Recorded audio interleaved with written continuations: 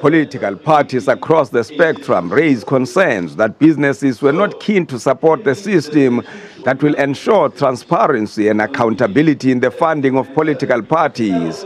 But the IEC says their engagement with businesses shows a great deal of interest. Opposition parties also raise concerns about the failure of the IEC to deal with electoral offences. There's an electoral code of conduct in the Electoral Act at the moment, which provides for all sorts of criminal activities. How many criminal convictions under the Electoral Code of Conduct have there been since the passage of the Electoral Act? Because in my view, it lies not in the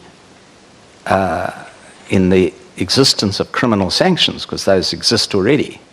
It lies in the ability of the IEC to be able to interdict prohibited behavior.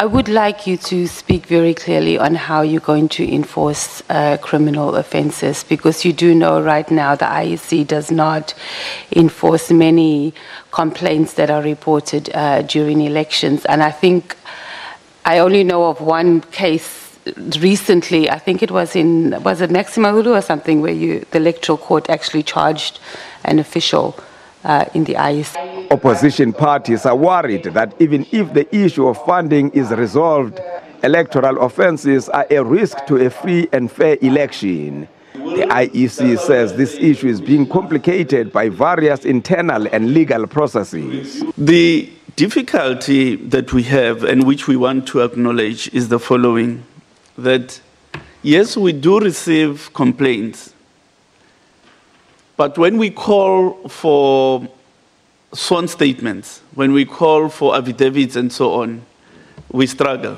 And we are not able to process many of the complaints for want of evidential material.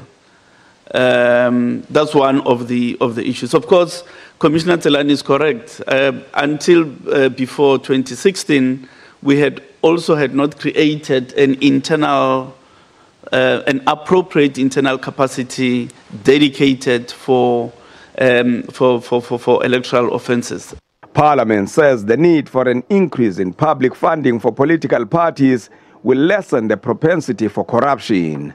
Manilisi Tubase, SABC News, Parliament.